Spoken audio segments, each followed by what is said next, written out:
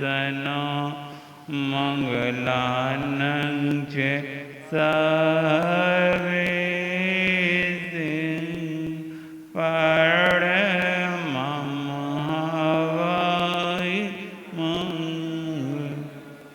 मंगलानं च सर्वेसिं परममहावै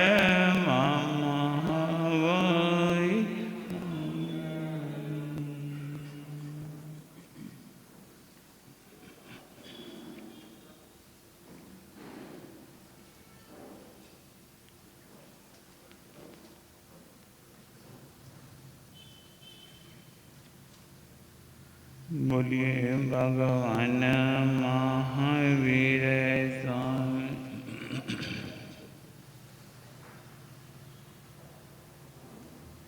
कोई जन्मों से बुला रहे हो,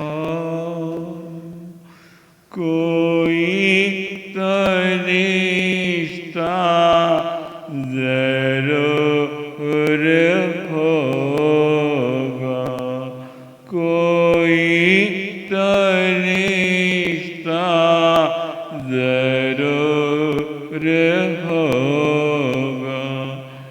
नजरों से नजरें मिला ना पाए, नजरों से नजरें मिला ना पाए। मेरी नजर में कसूर होगा, मेरी नजर में कसूर होगा। कई जन्मों से बुला रहे हो, कोई तो रिश्ता जरूर होगा, कोई तो रिश्ता जरूर होगा। तुम तो मेरे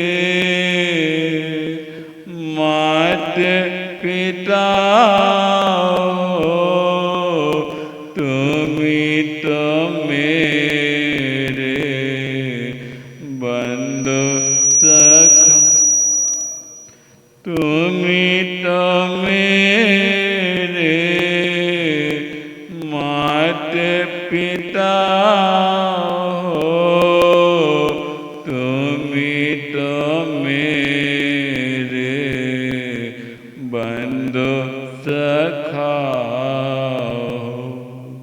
अनेक नाते तुम संग जोड़े, अनेक नाते तुम संग जोड़े।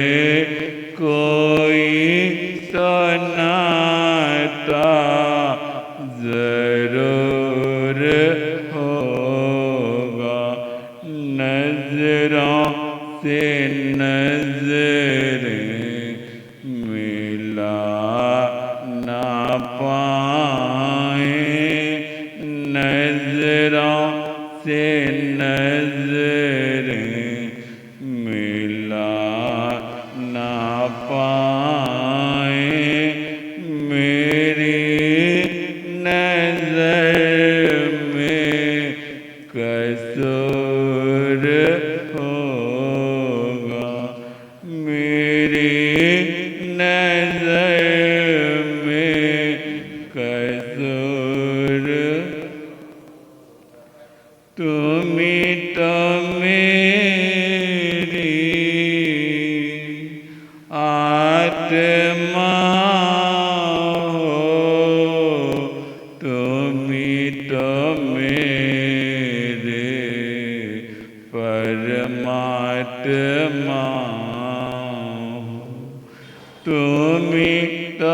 मेरी आत्मा हो, तुम तो मेरे परमात्मा हो। मुझ में रह कर मुझसे पर्दा, मुझ में रह कर मुझसे पर्दा उठाना ज़रूर होगा। नज़रों से नज़रें मिलाना, नज़रों से नज़रें मिलाना पा। मेरी नज़र में कसूर हो, मेरी नज़र में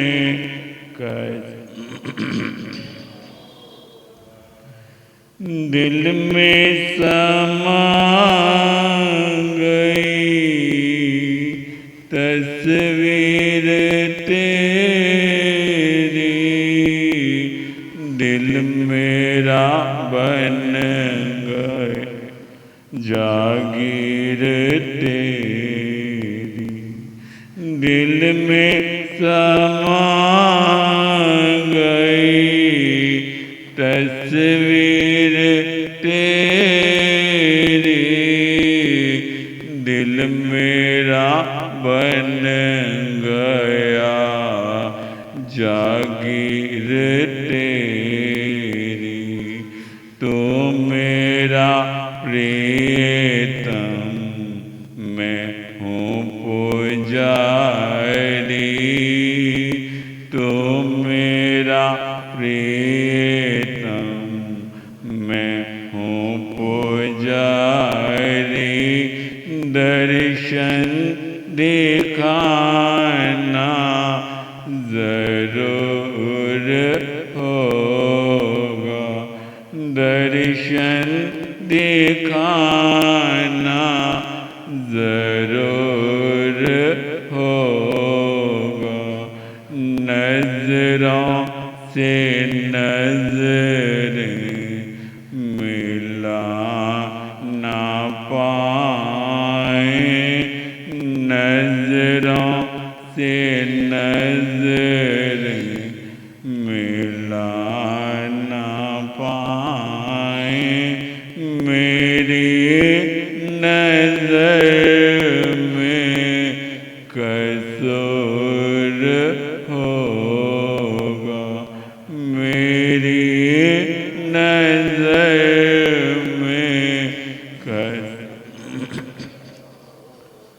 कई जन्मों से बुला रहे हो, कोई तो रिश्ता ज़रूर होगा। नज़रों से नज़रें मिला ना पाए, मेरी नज़र में कसूर होगा, मेरी नज़र में कसूर होगा।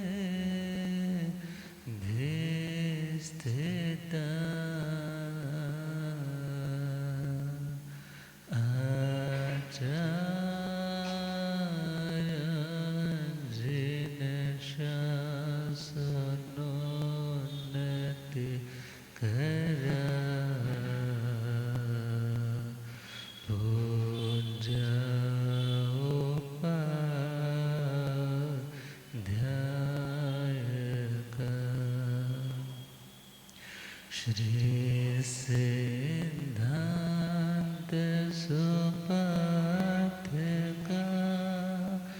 मुनिवरा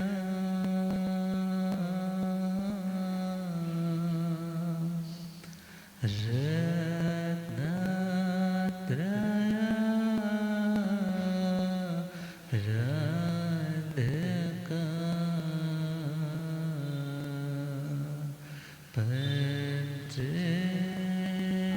पंचेते परमेष्ठिना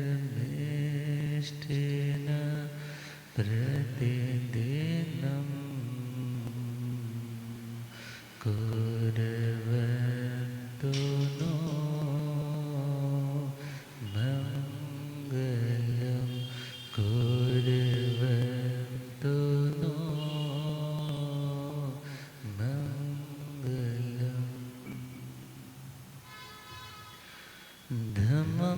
धम्ममङ्गलमुकुट अहिंसा संयमोतो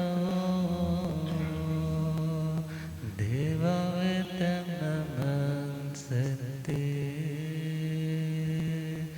जसदमे सया मनो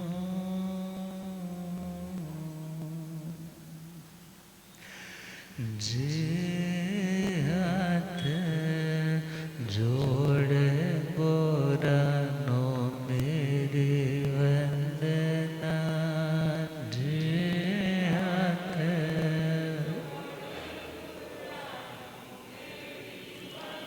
एक बार वंदना हजार बार वंदना एक बार वंदना लाख बार वंदना करोड़ बार वंदना लाख बार वंदना जे हाथ जोड़ गोरानो मेरी वंदना जे हाथ जोड़ गोरानो मेरे डगमग डोले नैया मेरे डगमग डोले मुझको है सतगुरु तेरे मुझको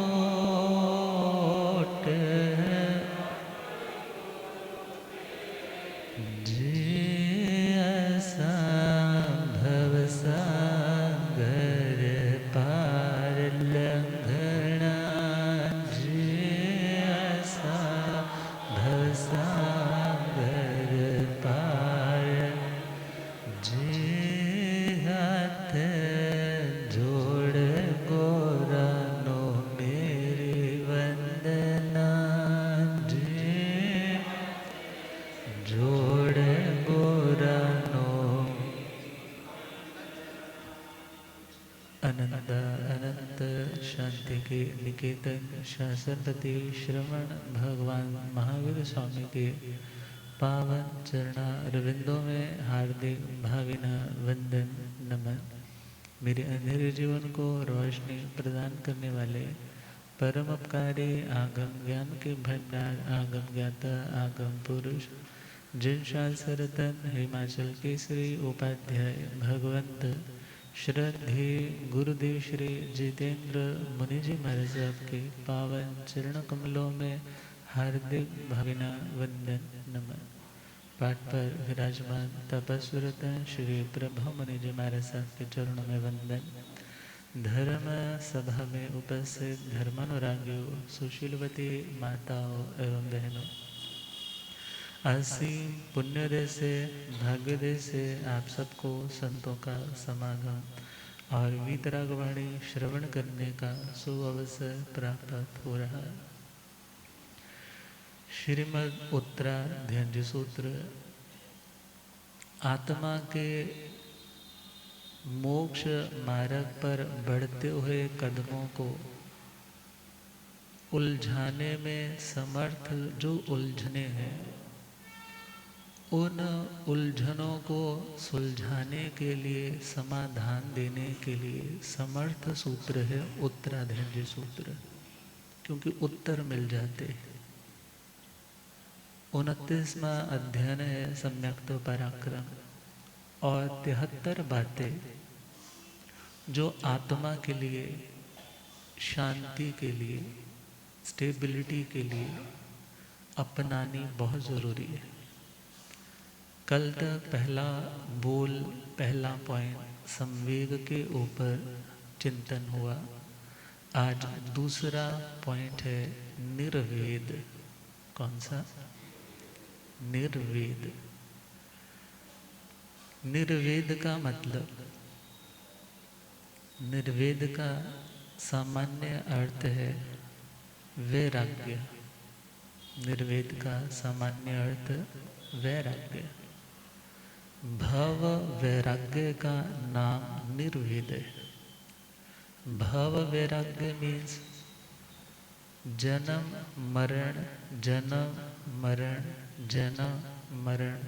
सुनने में लगता है बहुत बार बोल दिया, मगर जब होता है बार बार जन्म मरण, तो आत्मा कहती है बहुत हो गया, अब मेरे को ये बार बार का टॉर्चर नहीं सहना है। ये बार बार के संयोग, बार बार के वियोग अब मेरे से सहे नहीं जाते। अब वह दुनिया के संबंधों की अशाश्वतता को, मॉर्टेलिटी को समझने लग जाता है। शरीर के साथ बने हुए रिलेशन, संबंध को भी अशाश्वत, परमानेंट नहीं है ऐसा जानने लग जाता है। वह सोचता है जो परमानेंट है मुझे अब उसे पाना है, जहाँ पर अस्थिरता ना हो, जहाँ पर अनस्टेबिलिटी ना हो, जहाँ पर मेरे सिंहासन को कोई डिगाने वाला ना हो। तो परमात्मा कहते हैं वह स्थान, वो अवस्था मिल सकती है मगर निर्वेद के माध्यम से। किसके माध्यम से? निर्वेद। अब वेद का एक मीनिंग ज्ञान होता है, क्योंकि विद ज्ञाने धातु से शब्द बनता है वेद, और एक विदल्लरी लाभे धातु से वेद बनता है। किसी पदार्थ का लाभ होना, जिससे शब्द बना वित्त, धन। मगर यहाँ पर वेद का जो अर्थ है, मीनिंग है, वो हमारे शास्त्रीय परिभाषाओं के अनुसार है। वहाँ पर वेद का अर्थ है वेद मोहनीय कर्म। कौन सा कर्म?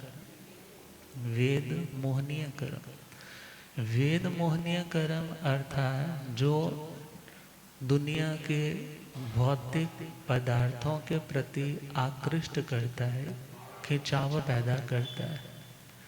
सिंपल लोहा है और भले सोने के ऊपर लोहे को बहुत ज़्यादा ओवरलैप कर रखा है। सपोज करो सोना तो है 10 ग्राम का और लोहा है 1 किलो का, तो क्या होगा यदि मैग्नेट सामने है?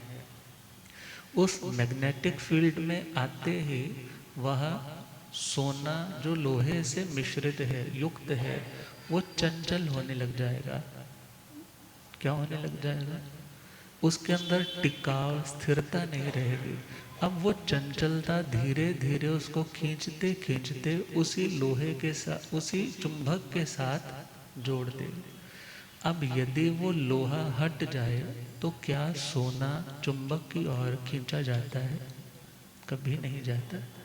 इसी प्रकार आत्मा का स्वभाव तो निर्वेद है। आत्मा का स्वभाव तो किसी भी पदार्थ से आकृष्ट होना, चंचल होना, फैसिनेट होना, अट्रैक्ट होना बिल्कुल भी नहीं।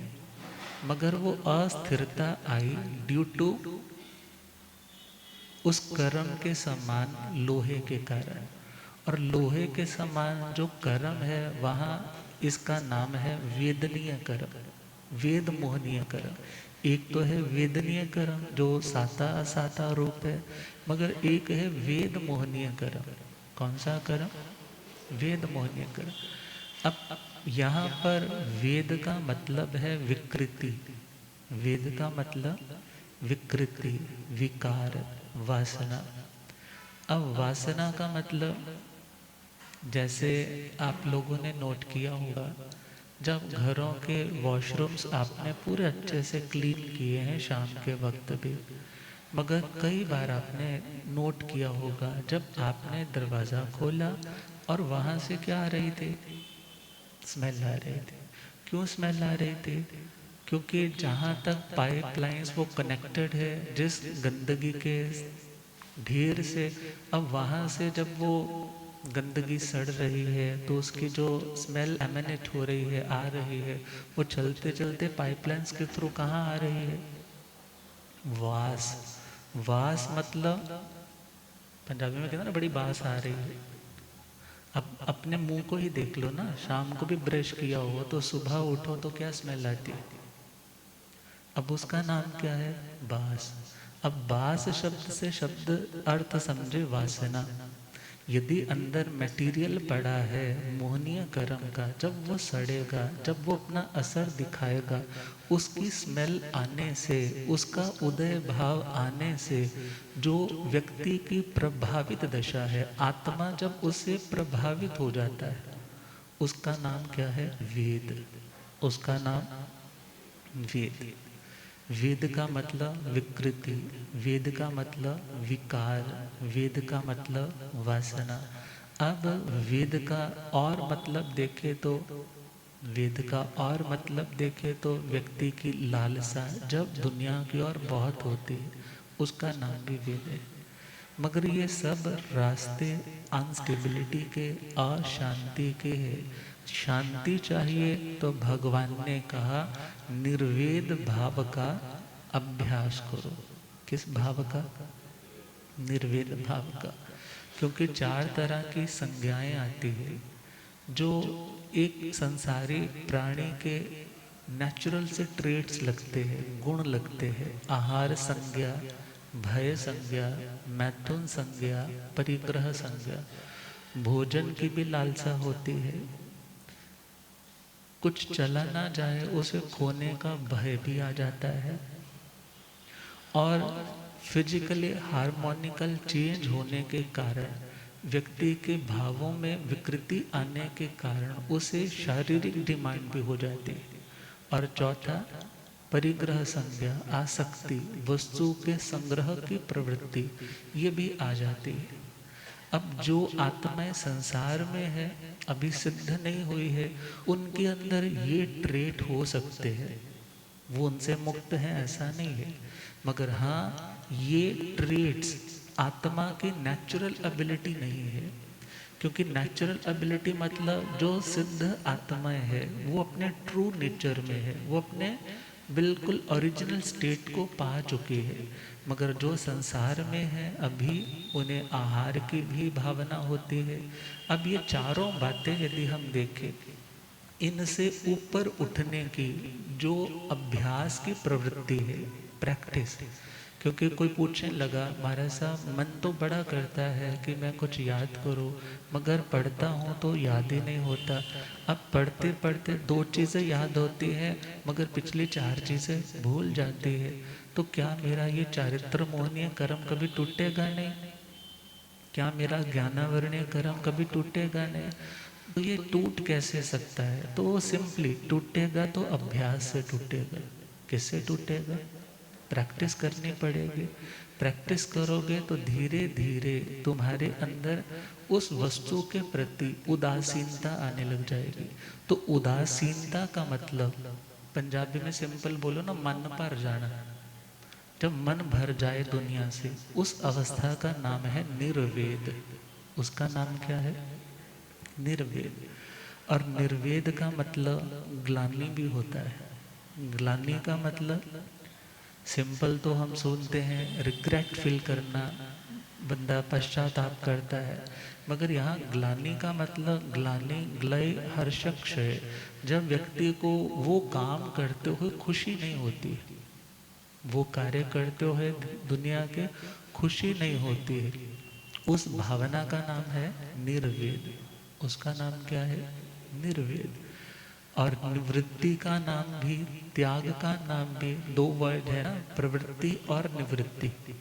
प्रवृत्ति का मतलब करना, निवृत्ति का मतलब जो कर रहे थे उसको क्विट कर देना, उसको छोड़ देना, उसका नाम क्या है? निवृत्ति। और उच्चाट होना, बोलते हैं ना मन नहीं लग रहा। अब राजा परदेसी के पास क्या कमी थी? सूर्यकांता रानी इतनी मनुहार कर रही है, दुनिया के भोगों की कामना कर रही है, मगर अब राजा परदेसी वो राजा परदेसी नहीं रहे जो कभी भोगों के दास थे, जिनके हाथ हमेशा खून से रंगे रहते थे। केशी श्रमण जी महाराज का ऐसा सानिध्य मिला कि उनकी आत्मा दुनिया से विरक्त हो गई। क्या हो गई? विरक्त हो गई। अब उस विरक्ति ने क्या कहा कि दुनिया के काम में तो अब मेरा मन उच्चाट हो चुका है। अब जब व्यक्ति दुनिया से उच्चाट हो जाए, एक लाइन आती है, disappointment with the world is the appointment with the Lord. जब व्यक्ति दुनिया से डिसअपॉइंटेड हो जाता है ना, मन नहीं लगता, कोई सुनता नहीं है, कोई अपना नहीं है, तो उस समय उसकी अपॉइंटमेंट किसके साथ होती है? भगवान के साथ। भगवान से जुड़ने का एक रास्ता है, व्यक्ति दुनिया की जब कोई गहरी चोट खाता है, अपना ही उसको छल जाता है, तब व्यक्ति को एहसास होता है कि वास्तव में अपना तो कोई भी नहीं है। तो उस अवस्था का नाम, जब भोगों से भी मन उच्चाट हो जाए, वो सोचिए क्या है, पुण्य को भी खराब कर रहा हूँ, फिजिकल अपनी एनर्जी को भी वेस्ट कर रहा हूँ, और फिर ये लालसा एक बार भोगने पर भी समाप्त हो नहीं रही है, इससे अच्छा है मैं इसका क्या कर दूं? त्याग कर दूं।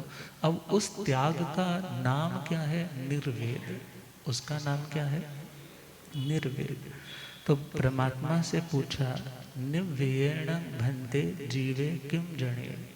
हे भगवान, हे भन्ते, निर्वेद जब किसी आत्मा के अंदर, ये भाव है आत्मा का, जब किसी के अंदर यह निर्वेद आता है, बार बार जन्म मरण से वो ऊब जाता है, दुनिया की वासनाओं से अब वो थकने लग जाता है, वो चाहता है कि मुझे अब एक शाश्वत आराम मिल पाए, तो उस समय इस भावना से, निर्वेद की भावना से, दुनिया से वो निराश हो चुका है।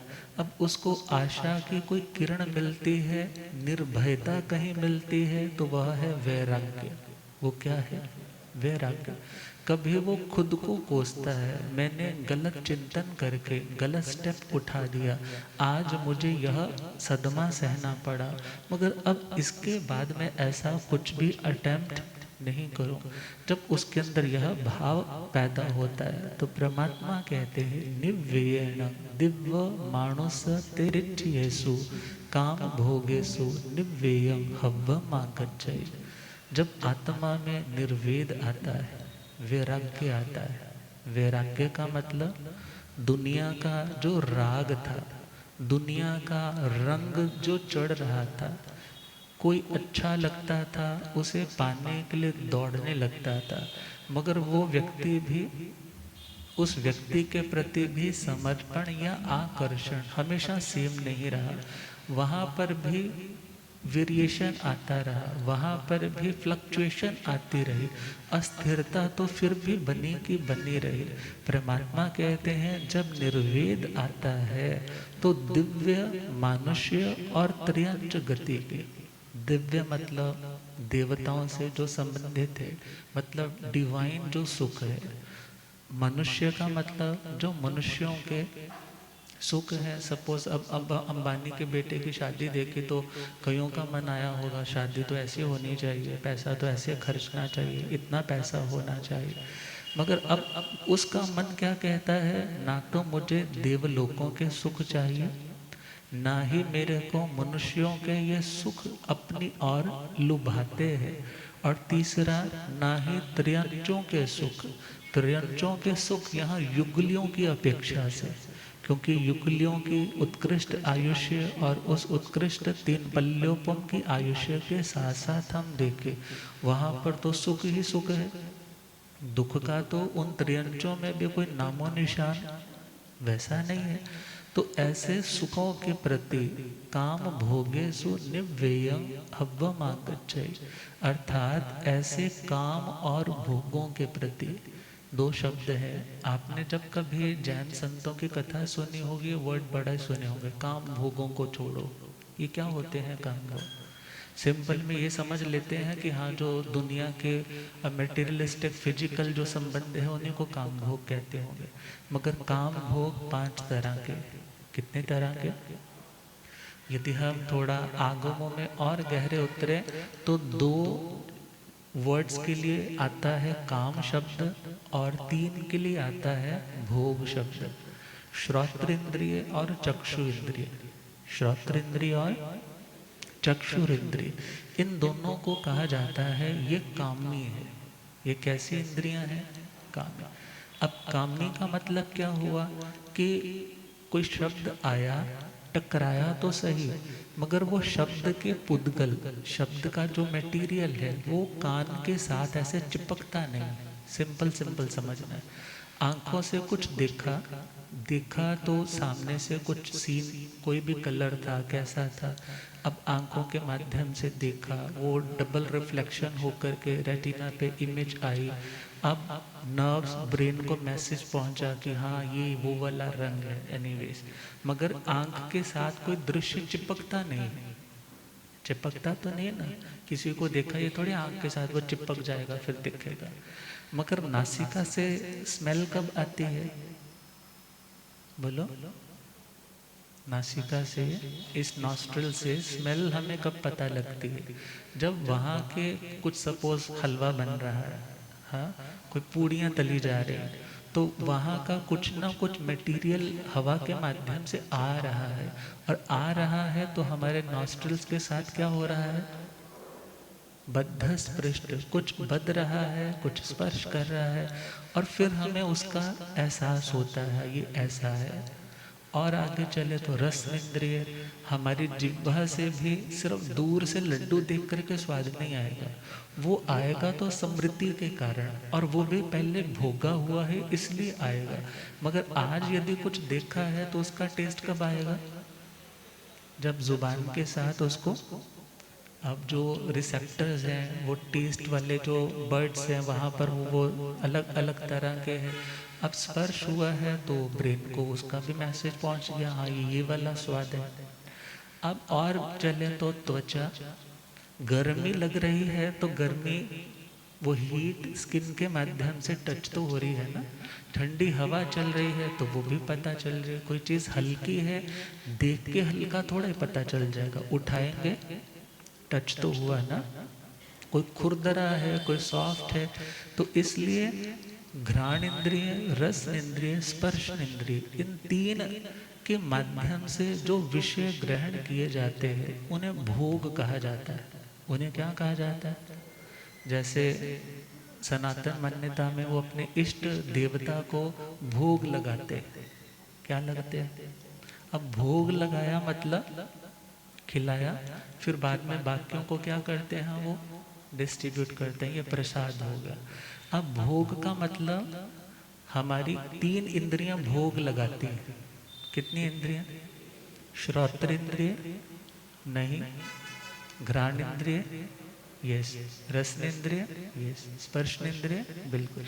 आंखों के माध्यम से, श्रोत्र इंद्रिय के माध्यम से भोग नहीं, काम।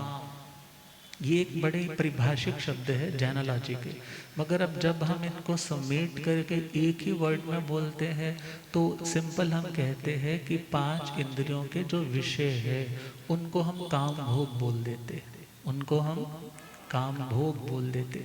और जब किसी के अंदर वैराग्य आता है तो उसके अंदर ये चाह नहीं होती कि मेरे को अनुकूल शब्द सुनने को मिले, अनुकूल शब्द सुनने को मिले। सपोज किसी से गलती हुई है तो वो सॉरी फील करता है, ये भी तो अनुकूल है ना। कोई तुम्हें मनाता है, ये भी तो अनुकूल है। तुम्हारा 10,000 पब्लिक के अंदर कोई वेलकम करता है, तुम्हारे बारे में 5 मिनट लगा कर के बोलता है, हार माला देता है, वो भी अनुकूल चीज़ें हैं। मगर अब जिसके अंदर निर्वेद आता है फिर उन्हें इन चीज़ों की कोई कामना नहीं। अब कामना नहीं रहती, दैट्स वाई वो सुखी है। अदरवाइज सपोज एक जगह फंक्शन पे गया, उन्होंने बोला ये वाले जैन साहब आए हैं, ये स्टेज पे उनका नाम भी अनाउंस हुआ। दूसरी जगह गया, दूसरी जगह भी बोला, चेयर भी अलग से बैठने को दी, मगर चौथी जगह गया किसी ने नहीं पूछा। चौथी जगह गया तो बिल्कुल नॉर्मल ट्रीटमेंट मिला। तो क्या हो गया? गाली गलौच भी अंदर से शुरू हो जाएगा। इनको पता नहीं मैं क्या हूँ, इनको पता नहीं है कि मैं क्या हूँ। अब मन खिन्न हो गया, दोबारा से नहीं जाऊंगा ऐसे वाले फंक्शंस पे मैं। अब ऐसा क्यों हुआ? क्योंकि दुनिया के भोग भोगते भोगते वो सुख अनुकूलता पाते पाते कामना भी तो बढ़ गई, डिजायर भी तो बढ़ गई, पॉजेसिवनेस तो भी बढ़ गई। मगर अब जब वो सब चीज़ें मीट नहीं कर पाती, सब चीज़ें नहीं मिल पाती, तो व्यक्ति टूट जाता है। भगवान कहते हैं निर्वेद तुम्हें टूटना नहीं सिखाता, बल्कि निर्वेद तुम्हें खुद को समेटना सिखाता है, कि तुम्हें अपनी एनर्जी को स्कैटर्ड नहीं होने देना, बल्कि उसको इकट्ठा करके अपने लक्ष्य की ओर बढ़ते चले जाना है। तो निर्वेद आत्मा को देवताओं के, देवलोकों के, मनुष्यों के, त्रयंचों के काम और भोग, शब्द, रूप, गंध, रस और स्पर्श, इनके प्रति विरक्त कर देता है। इनके प्रति विरक्त कर देता है। विरक्ति का मतलब लगाव का अभाव। विरक्ति का मतलब लगाव का अभाव। लगाव कब होगा?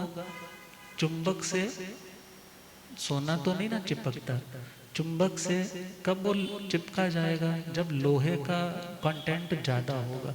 इसी प्रकार हमारे अंदर चंचलता, अस्थिरता, या हम भोगों के गुलाम कब बनेंगे? जब हमारे अंदर वेद मोहनीय कर्म होगा। कौन सा कर्म? वेद मोहनीय प्लस रति मोहनीय कर्म। वेद मोहनीय कर्म प्लस रति मोहनीय कर्म। अब वेद मोहनीय कर्म क्या कहता है? ये 3 तरह का है, स्त्री वेद, पुरुष वेद और नपुंसक वेद। स्त्री वेद, पुरुष वेद और एक वर्ड हमने तो अक्सर अपने क्लासेस में भी पढ़ा था, स्त्रीलिंग, पुरुष लिंग और नपुंसक लिंग। मगर लिंग शब्द जो है वो बाहर के चिन्ह को, बनावट को बताता है, मगर वेद भीतर की भावना को बताता है। वेद किसको बताता है? भीतर की भावना को बताता है, भीतर की विकृत दशा को, उस स्टेट को डिफाइन करता है। तो स्त्री वेद का मतलब जब स्त्री को पुरुष की चाहना होती है, अस्थिरता आई, उसका नाम क्या? स्त्री वेद। पुरुष को स्त्री की चाहना हुई, उसका नाम पुरुष वेद। और दोनों की चाहना हुई नपुंसक वेद, उसका नाम नपुंसक। अब परमात्मा कहते हैं जब आत्मा यह पहचानने लग जाए मैं निर्वेदी, अवेदी आत्म स्वरूप का धनी हूँ, अस्थिरता मेरा लक्षण नहीं, मैंने जो संस्कार इकट्ठे कर रखे हैं, भावनाएं भा करके दुनिया के पदार्थों को देखकर उनके प्रति आकर्षित होकर के उनको पाने की जो लालसाएं इकट्ठी की थी, वो संस्कार रूप में, वो लोहे के रूप में मेरी आत्मा के ऊपर चढ़ी हुई है। और जब कभी निमित्त सामने वैसे दिखते हैं तो चंचलता आती, चंचलता आती है तो व्यक्ति अपनी मर्यादा तोड़ करके गलत ट्रैक पर भी चला जाता है। मगर ध्यान देना है, अभी इन कषायों का, वासनाओं का अखंड शासन है। इनसे मुक्त कौन है? वो तो वीतराग आत्माएं हैं। मगर इस पथ पर बढ़ने वाली आत्माएं इस पर विजय प्राप्त करने का अभ्यास कर रही है। क्या कर रही है? अभ्यास कर रही। अब अभ्यास करेंगे, युद्ध चलेगा, संघर्ष चलेगा, कर्म उदय में आया मगर मुझे उसके अकॉर्डिंग नहीं करना, उसके लिए मुझे खुद को स्वाध्याय में लगाना, ध्यान में लगाना, तपस्या में लगाना, गुरु की नज़रों में बैठने का अभ्यास करना या पढ़ने पढ़ाने में समय बिताना। उससे क्या होगा? एक एम्बियंस ही चेंज हो जाएगा, एक ऑरा ही चेंज हो जाएगा। और जब तुम्हारा ऑरा ही गलत होगा तो तुम खुद को संभाल, हाँ, अब थाईलैंड जाकर के बोलो समाइक करके आएंगे, पौषध करके आएंगे। अब वहाँ का माहौल ही अच्छा नहीं है। अब माहौल का भी तो प्रभाव है तुम्हारे कर्म के उदय भाव में आने का। मगर हाँ, जिन्होंने अपने उस कर्म को क्षय कर दिया, वेद मोहनीय कर्म जिनका क्षीण हो गया, फिर तो देवलोकों की सुंदरियां अप्सराएं भी क्यों ना आ जाएं, मगर उनके अंदर जरा भी उन्हें पाने की, भोगने की कामना नहीं आती। क्यों? क्योंकि वो आत्म स्वरूप में आ गए, उन्होंने लोहे को उतार दिया। चुंबक कितना भी बड़ा क्यों ना हो, अब उनके अंदर ना तो कोई अट्रैक्शन होती है और ना ही अट्रैक्शन के कारण डिस्ट्रैक्शन होती है, और ना ही डिस्ट्रैक्शन के कारण डिस्ट्रक्शन होती है, विनाश होता है। तो परमात्मा कह रहे हैं, हे आत्मा, निर्वेद भाव तुम्हारा अपना मौलिक गुण है। उस सोने रूप आत्मा के गुण को प्रकट करने के लिए तुम्हें अभ्यास करना होगा।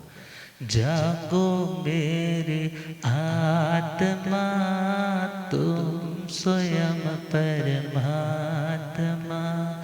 जागो मेरे आत्मा, तुम स्वयं। नश्वर के मोह में शाश्वत को कैसे भुला दिया। नश्वर के मोह में शाश्वत को कैसे भुला दिया। जाग जा, जाग जा, अब मेरे आत्मा। जाग जा, जाग जा, अब मेरे। जानना और देखना शुद्ध स्वरूप तुम्हारा। जानना और देखना शुद्ध स्वरूप तुम। कर्मों से है लिप्त ये चेतन, निश्चय से है न्यारा। कर्मों से है लिप्त ये चेतन, निश्चय से है न्यारा। तिल में जैसे तेल है, उसको भुला दिया। दिल में जैसे तेल है, उसको। नश्वर के मोह में शाश्वत को कैसे भुला दिया। नश्वर के मोह में शाश्वत को कैसे भुला दिया। जाग जा, जाग जा, अब मेरे आत्मा। जाग जा, जाग जा, अब मेरे। चार गति भवकूप में कितने बार गिरोगे, चार गति भवकूप में कितने बार जन्म जरा और मृत्यु रोग से कितना और डरोगे, जन्म जरा और मृत्यु रोग से कितना और डरोगे। शव में जो शिव रूप है उसको भुला दिया, शव में जो शिव रूप है उसको भुला। नश्वर के मोह में शाश्वत को कैसे भुला दिया, नश्वर के मोह में शाश्वत को कैसे भुला दिया। जाग जा, जाग जा अब मेरे आत्मा, जाग जा, जाग जा अब। अंधकार घन घोर था, सद्गुरु आज जगाया। अंधकार घन घोर था, सद्गुरु अंतर में प्रभास हुआ है, आत्म बोध कराया। अंतर में प्रभास हुआ है, आत्म बोध कराया। सागर में जो द्वीप है उससे मिला दिया, सागर में जो द्वीप है उससे मिला। नश्वर के मोह में शाश्वत को कैसे भुला दिया, नश्वर के मोह में शाश्वत को कैसे।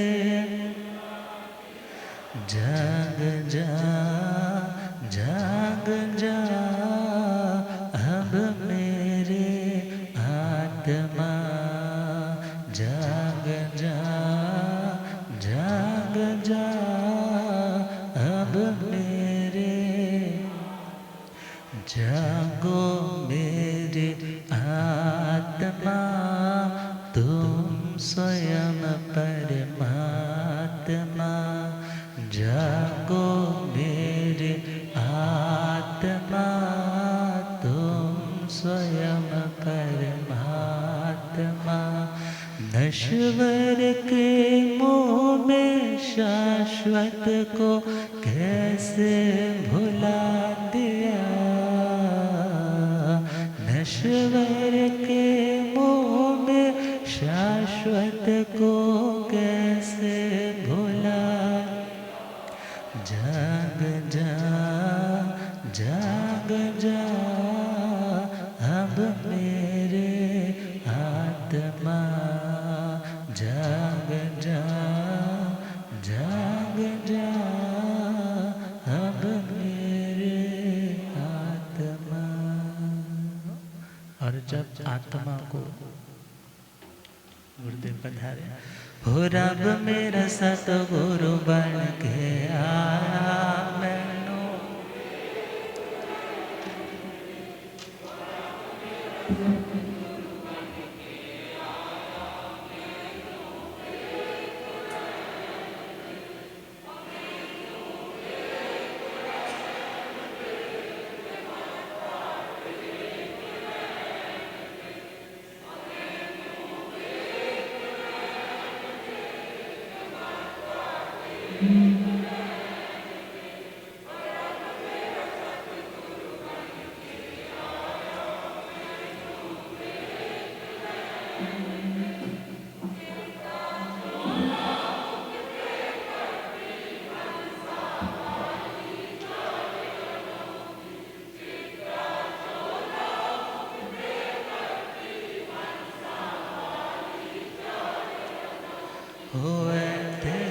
चुकना है संसार मैनो होए ते चुकना है संसार हो रब मेरा सतगुरु बन के आया भूलिया गंज्ञाता आगम पुरुष जन शास्त्र तन हिमाचल केसरी उपाध्याय भगवंत श्रद्धे गुरुदेव श्री जितेंद्र मुझे।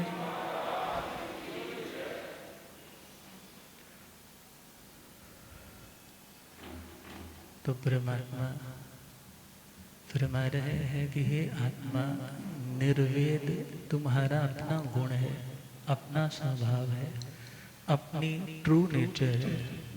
और जब तुम उसे जागृत करोगे, उसे पाने का अभ्यास करोगे, तो देवलोकों के सुख तुम्हें अपनी ओर खींच नहीं पाएंगे। खींचेंगे मगर यदि तुम जोर लगाओगे तो वो तुम्हें प्रभावित नहीं कर पाएंगे। तामली तापस जी के सामने भी तो कितनी रिद्धि दिखाई थी, मगर उन्होंने निदान नहीं किया। श्री स्थूली भद्र जी महाराज कोशा वेश्या के वेश्यालय में चौमासा करते, मगर वो स्थिति जो कभी पिता की मौत पर भी लौट करके घर नहीं आए थे, मगर आज ऐसी विरक्ति जागी है कि दीक्षित होकर के साधु बन करके चौमासा भी वहीं किया, मगर काजल की कोठड़ी में रह करके भी एक भी रेखा काली माँ की अपनी आत्मा पर लगने नहीं दी। ये किसके कारण हो गया? किसके कारण हुआ? निर्वेद के कारण। और ये एक बार की साधना नहीं होती है। कोई चलते हुए फिसल जाता है तो हंसने की जरूरत नहीं है। अनादिकाल से फिसलते ही तो आ रहे हैं। यदि सच में ठीक तरह से चल रहे होते तो कब का कल्याण हो गया होता। आत्मा को तो अपने आत्म भावों के ऊपर ध्यान देना है कि मुझे निर्वेद भाव को जागृत करना है, बढ़ाना है। और जब दुनिया के काम भोगों के प्रति उसे ग्लानि, निराशा, पंजाबी में कहो तो अक जाता है व्यक्ति, कहता है बस बहुत कितना घूमना है, क्या देखना है, दुनिया के कितने को भोगने हैं, बहुत हो गया। मगर इनमें भी सुख, धनाशाली भद्र जी को क्या कमी थी? मेघ कुमार जो राजा श्रेणी के बेटे हैं, उनको क्या कमी थी घर में? मगर उन्होंने पीक लेवल देख लिया था दुनिया के सुखों का, मगर उसमें भी निर्भयता, शांति, स्टेबिलिटी उन्होंने पाई नहीं। आज स्टेबिलिटी के लिए परमात्मा के चरणों में सर्वस्व त्याग करके वो साधु बन जाते हैं। अब इस निर्वेद के आगे के इफेक्ट्स क्या होते हैं, क्या परिणाम होता है, इस पे अब कल चर्चा करेंगे। अब श्रद्धेय गुरुदेव अपनी आगममय वाणी से सभी को लाभान्वित करें। इन्हीं भावनाओं के साथ ओम शांति।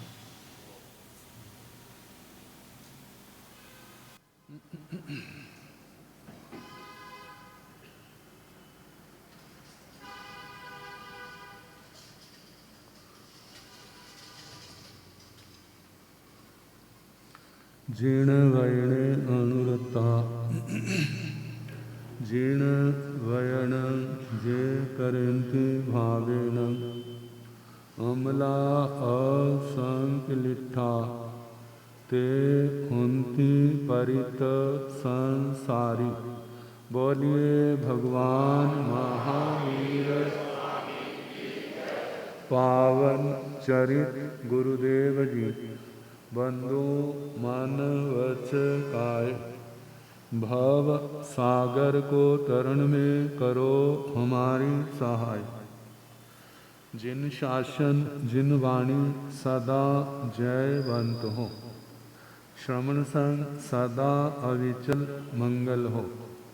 मुक्ति को प्राप्त श्रमण भगवान महावीर स्वामी, उनकी परम पावन कल्याणी भागवती वाणी वाचक प्रमुख श्री इंद्र भूति गौतम आदि गणधर भगवान योग प्रधानाचार्य परम पूज्य श्री सुधर्मा स्वामी जी महाराज, उनकी परम पावन पाठ परंपरा, वर्तमान आचार्य ध्यान योगी परम पूज्य श्री शिव मुनि जी महाराज एवं गुरुजन सबके पावन चरण सरोजों में मेरा अनंत अनंत बार वंदना नमस्कार। उपस्थित धर्म प्रेमी सज्जनों, माता तथा बहन, निर्ग्रंथ प्रवचन का सार, नव तत्व, 9 तत्वों का ज्ञान आत्मार्थी के लिए बड़ा आवश्यक है। जिसको ये ज्ञान नहीं, उसकी दृष्टि सम्यक कैसे हो?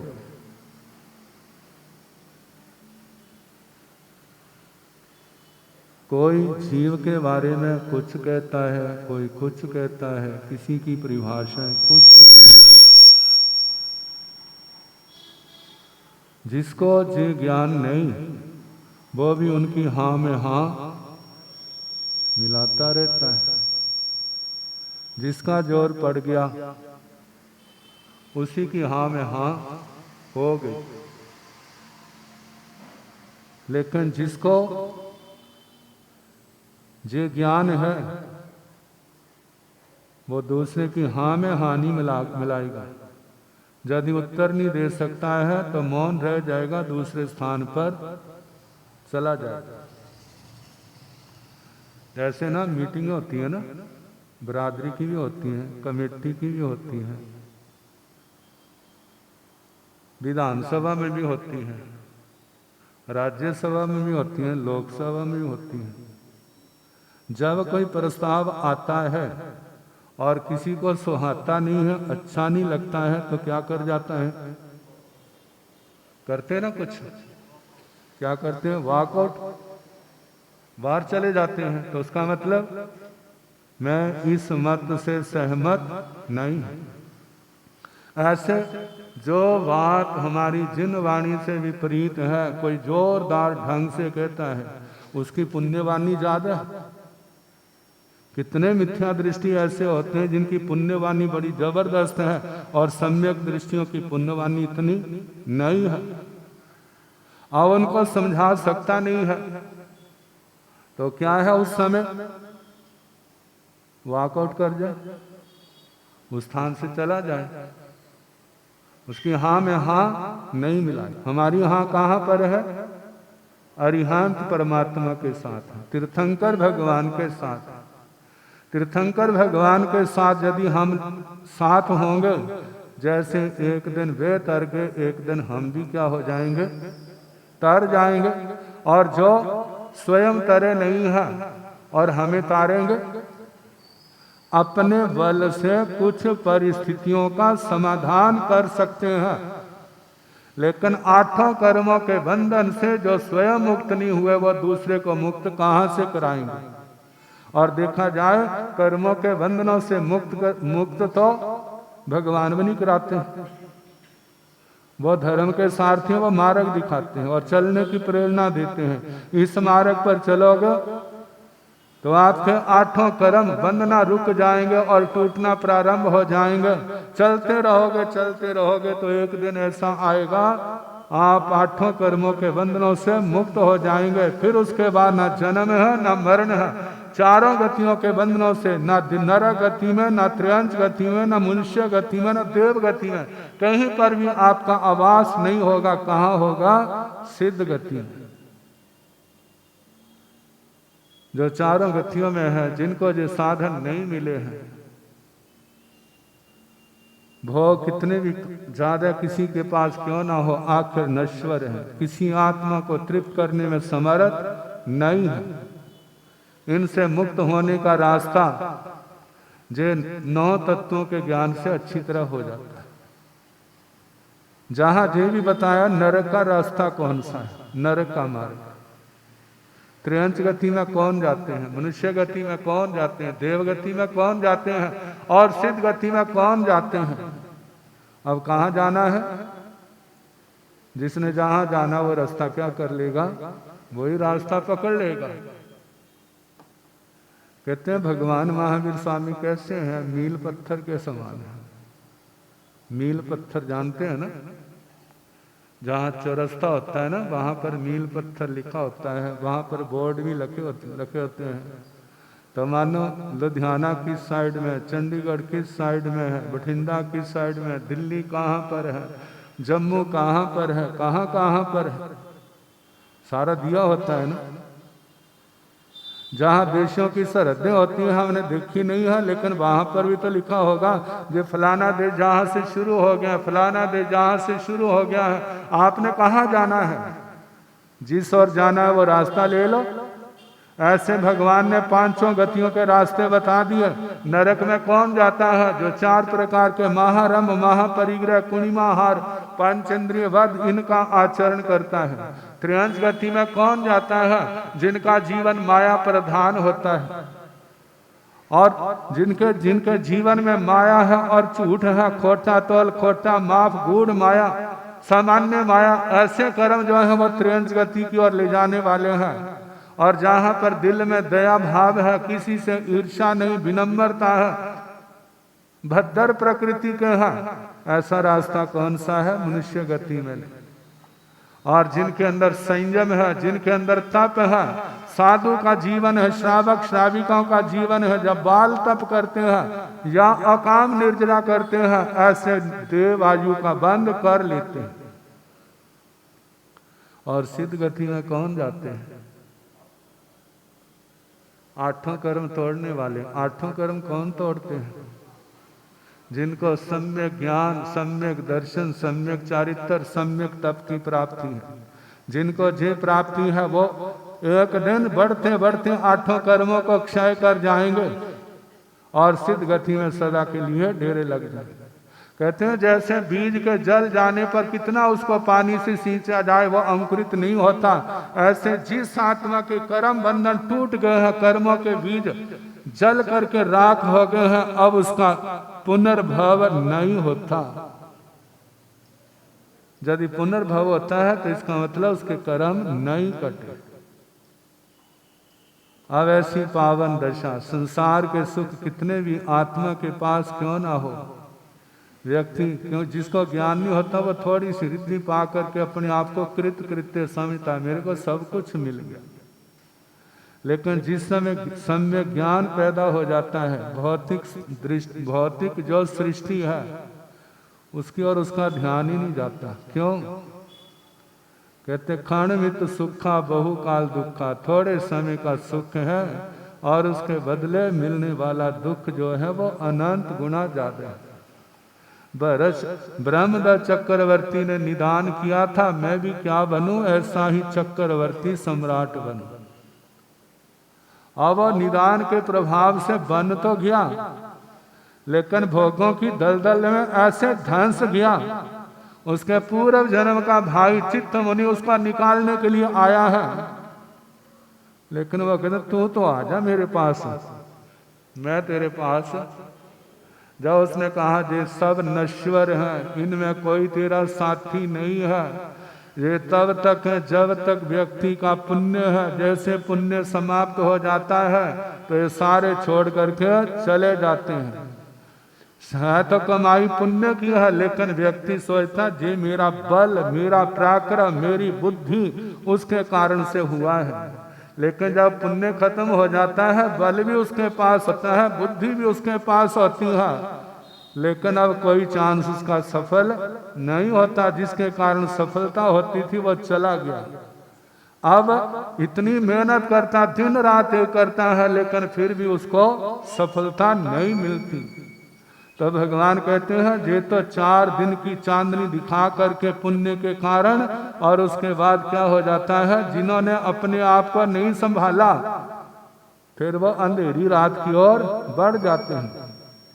लेकिन जिन्होंने बोध प्राप्त कर लिया और सब कुछ छोड़ दिया, 4 अंगों को पा लिया। मनुष्य जन्म, शास्त्र श्रवण, धर्म श्रद्धा और संयम में पराक्रम। संयम में अपनी शक्ति का प्रयोग। जब ये चारों चीजें आगे बढ़ी हैं तो जीव जो पूर्व जन्म के कर्म शेष रह गए थे, अपनी धर्म आराधना साधना के द्वारा उन कर्मों को क्षय करके सिद्ध गति को प्राप्त हो जाता। ये हमारा लक्ष्य है, चरम और परम। चरम इसलिए कहा जाता है कि इसके बाद फिर कुछ नहीं करना, ना दुकान खोलनी, ना ऑफिस जाना, ना रोटी बनानी, ना चूल्हा चौका, ना घर बनाना, बस केवल आत्मा रह जाता, कुछ शेष नहीं रहता। और परम, परम का मतलब इससे बढ़ करके दुनिया में और कुछ नहीं है, इससे बढ़ करके संसार में और कुछ नहीं है। जो है सब इसका मुकाबला नहीं कर सकते, सब नश्वर है। कुछ देर तक तो बहुत लाइट दिखाते हैं और फिर उसके बाद सारे धीरे धीरे कहते हैं। जिस समय ना किसी योगी का, तपस्वी का, साधक का भाव पूर्ण हुआ, देवलोकों में पैदा हुआ, तो पुण्य क्या है? तो वहां पर तो ऐसे होता है जैसे ना विदेशों में कोई गया था, बड़ी संपत्ति कमा करके लाया। जब संपत्ति कमा करके आता है ना तो घर वाले तो घर वाले होते ही हैं, जो घर वाले नहीं होते वो भी घर वालों जैसे बन जाते हैं। बार बार आना जाना, भाई कोई सेवा हो, कोई काम हो, मेरे को बताना, सारे चलते हैं। आखिर संपत्ति कमा करके तो गया वहां पर, वो दिन प्रतिदिन क्या होने लगा, उसका लेवल घटने लग पड़ा, क्योंकि अब साधना नहीं, अब उपभोग है। करते करते पल्योपम बीत गए, सागरोपम बीत गए। अब जिस समय 6 महीने रहे उस समय उसका आयु का बंध हो गया। अब जितने अगल बगल में थे वो देख रहे हैं चमक कम हो रही, कल्प वृक्षों का वो चमक नहीं रही। अब पहले वाली स्फूर्ति नहीं, पहले वाला प्रभाव नहीं, प्रकृति में फर्क पड़ गया। और बाकी सारे क्या होने लग पड़े, जैसे ना वृक्ष, जब फलदार वृक्ष होता है ना तो लोग कब तक जाते हैं? वृक्ष के पास जाने के एक प्रयोजन है, गर्मी बहुत है तो छाया के लिए। यदि उसके पास फल है तो फल पाने के लिए, और यदि सूखा है तो उसको काट करके लकड़ियां बनाने के लिए, ईंधन बनाने के लिए। जहाँ किसी ने घर बनाना है, कोई चीज बनानी है तो इसलिए जाता है, बाकी इसके बिना कोई उसके पास नहीं जाता। यही आत्मा की दशा है। जब पुण्य समाप्त हो जाता है फिर उसके पास कोई उसका साथ दे नहीं सकता। जब संसार की जो स्थिति है, जब देवलोकों की जो स्थिति है, तो मनुष्य लोक की अलग स्थिति थोड़ी हो। मनुष्य लोक की भी जय है। त्रियंश गति में देख लो तो वहां भी जय स्थिति है। जिस समय ताकत होती है तो सारे डरते हैं, और जिस समय शक्ति हीन हो जाते हैं फिर कोई नहीं उससे डरता। चाहे वो शेर हो, चाहे वो बाघ हो, चाहे वो हाथी हो, चाहे वो सांड बैल हो। करकंडू को बोध कैसे हुआ था वाला? गौशाला में एक छोटा सा बच्चा देखा था, बछड़ा, बड़ा प्यारा लगा। कहते इसकी माँ का सारा दूध इसको पिला दिया करो, और उसकी पालना पोषणा पूर्ण रूप से होने लगी तो शरीर भी क्या बन गया उसका, युवावस्था को प्राप्त हुआ है, और एकदम हुंकारता हुआ जाता है तो सारे डर जाते हैं। तो वहां पर पशुओं का तो क्या कहना, मनुष्यों को भी डर लगता कहीं सींग हमारे को न मार दे। और जिस समय बैलों का अखाड़े में उनकी युद्ध कराते हैं और अंदर ताकत होने के कारण से वो जीत जाता है। और एक समय जब करकंडू बैलशाला में घूमने आया तो क्या देखा, हाथ टांगे, अगली टांगे पिछली टांगे पसरी पड़ी है, बच्चे उसके साथ खेल रहे हैं, मुंह पर आंखों पर मक्खियां भिन्न बना रही हैं। कहते ये कौन है? कहते महाराज ये वही है। कौन है? जे वही है। कौन भला? जब बताया कहते ऐसी स्थिति क्या हमारी भी ऐसी होगी? कहते महाराज जीतते रहेंगे तो ऐसे ही होगा। क्या होगा? जीते रहेंगे तो ऐसे ही होगा। जब जवानी होती है ना तो जो मन में होता वो करते हैं। जब बुढ़ापा आ जाता अपने हाथ में कुछ नहीं रहता। कोई कहता मेरे को कुछ दो, कहते मेरे पास कुछ नहीं है, बच्चों को पूछूंगा। क्या करूंगा? क्यों पूछूंगा भला? क्योंकि उसके पास रहा नहीं, सब कुछ क्या कर लिया, हाथों से परे चला। कहा ये संसार का स्वभाव है। यदि ऐसा होता है तो खेद मनाने की जरूरत नहीं है। जे मौका है आपको रिटायर कर दिया है तो धर्म ध्यान करो, सामायिक संवर करो, तपस्या करो, जितना हो सकता है। और नहीं हो सकता तो शास्त्र पढ़ो, सुनो, नवकार मंत्र पढ़ो, लोग सारी तीर्थंकर भगवंतों का गुणगान करो, जिससे तुम्हारा बोधिपना तो सुलभ रहे। अगले जन्म में सम्यक्त तो हमारी सुरक्षित रहे। जब सम्यक्त है तो धर्म के क्षेत्र में भी आगे बढ़ेंगे।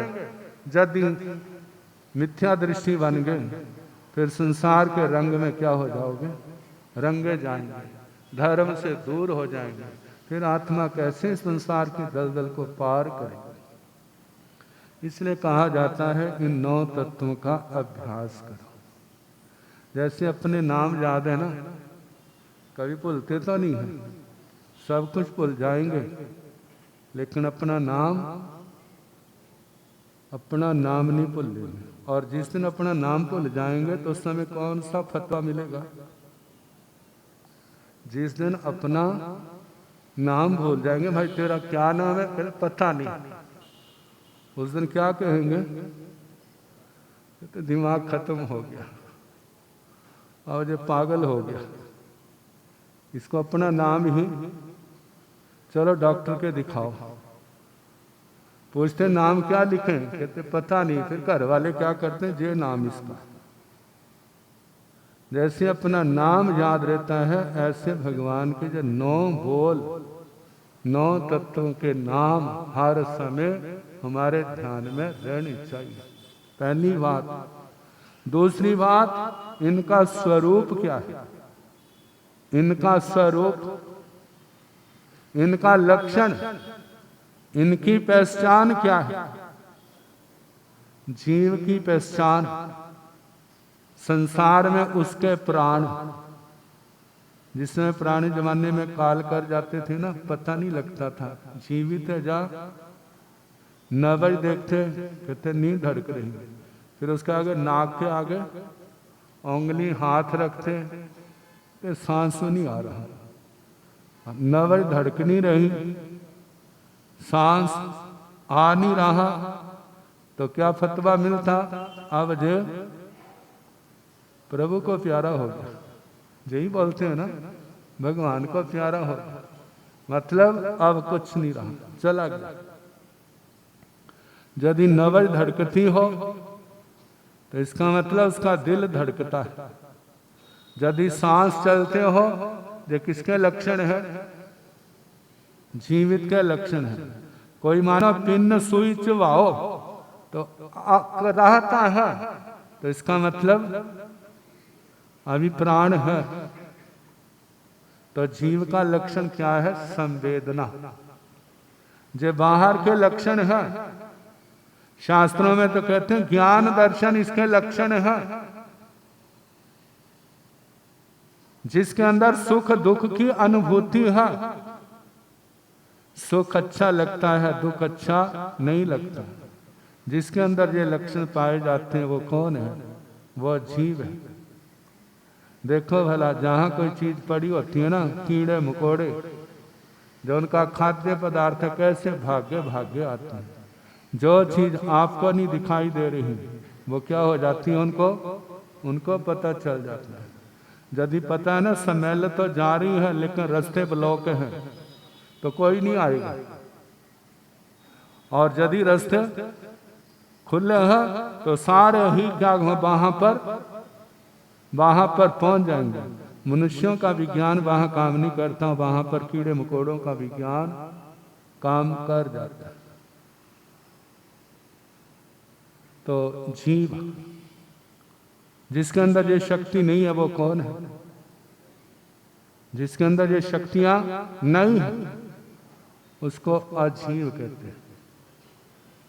ये 9 तत्वों का जो वर्णन है ये आत्म कल्याण धर्म की दृष्टि से, दार्शनिक दृष्टि से जहां तत्वों का विचार किया जाता है वहां पर 6 द्रव्यों का वर्णन, धर्मास्तिकाय, अधर्मास्तिकाय, आकाशास्तिकाय, काल, जीवास्तिकाय, पुद्गलास्तिकाय। जहां आत्म विकास की दृष्टि है वह कहते हैं मूल में तो 2 तत्व हैं, जीव और अजीव। लेकिन आगे कोई सुखी है तो क्यों, कोई दुखी है तो क्यों, इसका उत्तर क्या? उसका पुण्य और पाप। पुण्य का बंध कैसे होता है, पाप का बंध कैसे होता है और इनका फल कैसे मिलता है। पुण्य 9 प्रकार से बांधा जाता है, 42 प्रकार से भोगा जाता है, पाप 18 प्रकार से बांधा जाता है और 82 प्रकार से भोगा जाता है। 9 तत्व की किताब के अंदर ये सारा वर्णन। उपाध्याय पंजाब प्रवर्तक श्रवण श्री पूज्य श्री फूलचंद जी महाराज ने बड़ी कृपा की। आज वह देह छोड़ करके जा कितने वर्षों हो गए, लेकिन उन्होंने जो पक्षी बोल के ऊपर 9 तत्वों के ऊपर विवेचन किया वो आज भी हमारे सामने। उनके ज्ञान का आज भी हम लाभ ले सकते हैं उन पुस्तकों के माध्यम से। बार बार पढ़ें, बार बार पढ़ें। पहली बार समझ नहीं आएगा, दूसरी बार समझ नहीं आएगा, तीसरी बार पढ़ोगे कुछ तो लाइनें समझ में आएंगी। जब बार बार पढ़ेंगे तो एक दिन ऐसा भी आएगा कि एक एक लाइन समझ में आ जाए। तो जीव अजीव, पुण्य पाप, अब इसके आगे जो और चर्चा चलेगी कल जैसे समय होगा सुनाने का प्रयास।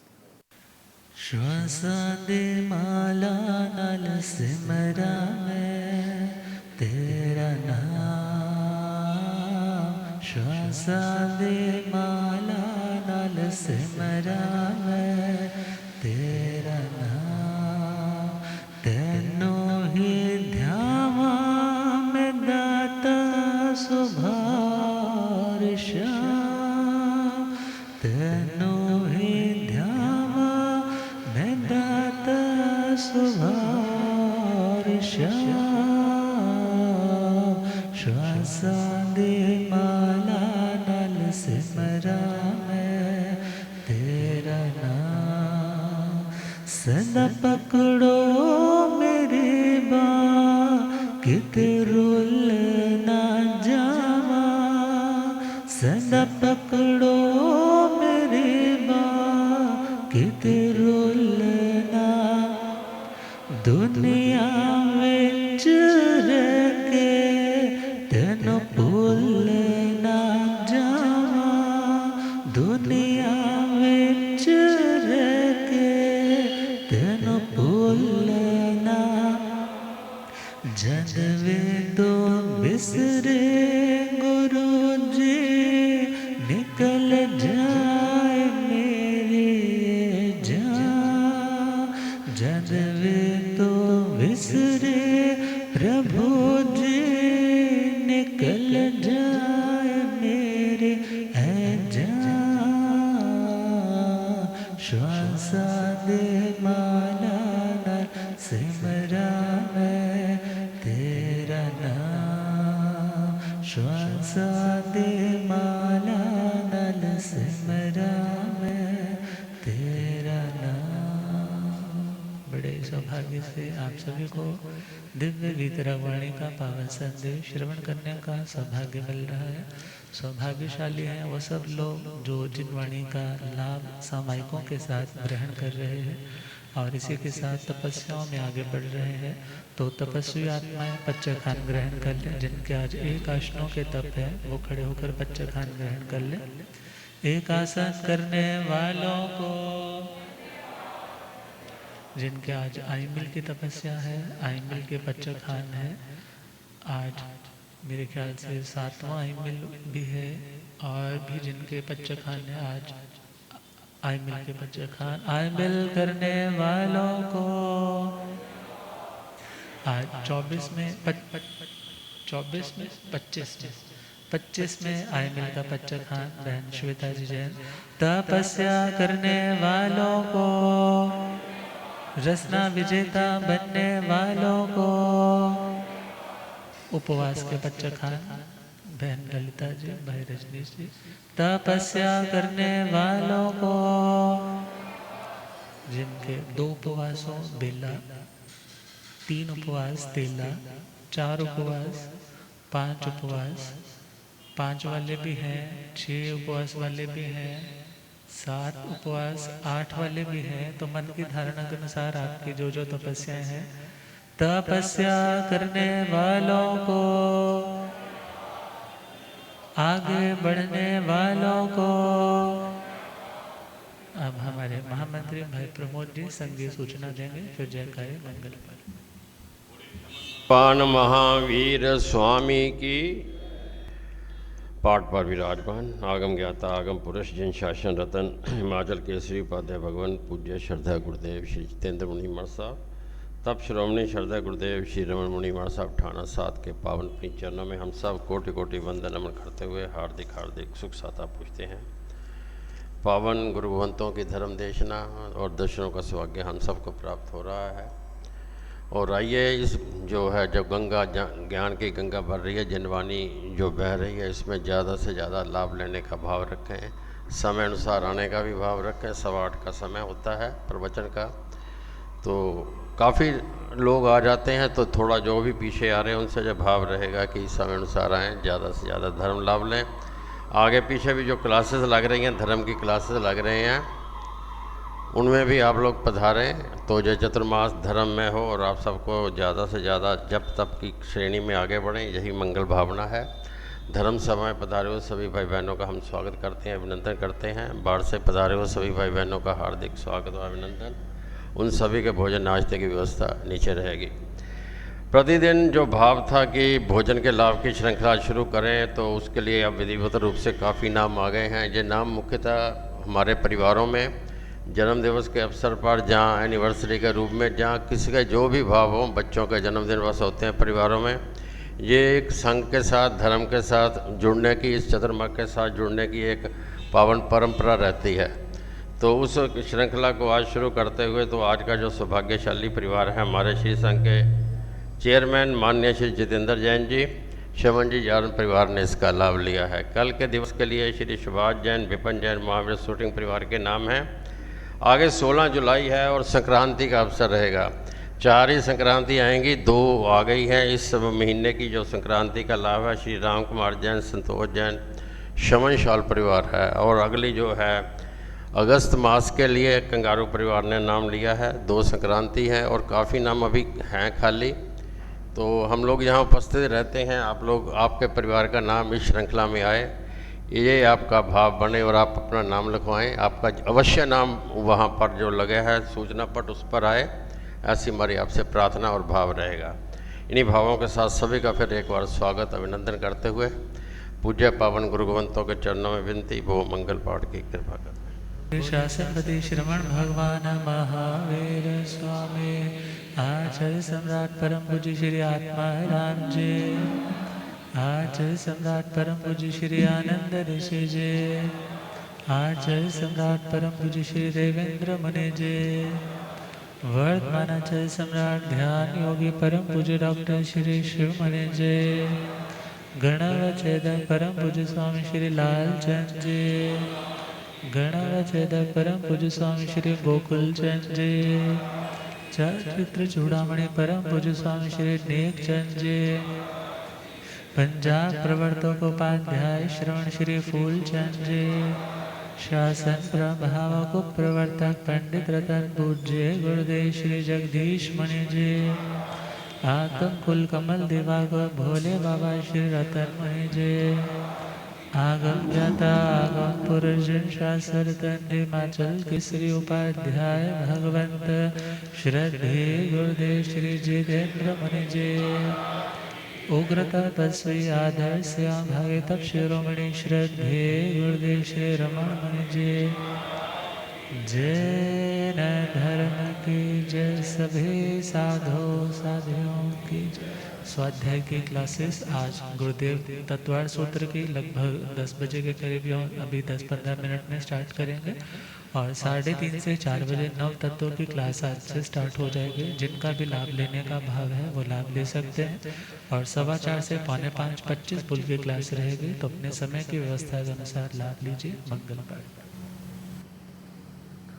नमो अरिहंताणं नमो सिद्धाणं नमो आयर्याणं नमो वज्रायाणं नमो लोये संसाहुणं एसो पंच नमो कारो सवकावकणसणो मंगलानंत सभ्य सिंह परमं हवै मंगलं श्री चतारि मंगलं अरिहंता मंगलं सिद्धा मंगलं साहु मंगलं केवली पुनतो धम्मो मंगलं चतारि लोकतमा अरिहंता लोकतमा सिद्धा लोकतमा साहु लोकतमा केवली पुनतो धम्मो लोकतमो चतारि शरणं प्रवज्जामि अरिहन्ते शरणं प्रवज्जामि सिद्धे शरणं प्रवज्जामि साहु शरणं प्रवज्जामि केवली पुनतं धम्मं शरणं प्रवज्जामि। चार शरण सुख करने दुख करने मंगल करने और शरणा नहीं कोई जो भव प्राणी आचर्य अक्षय।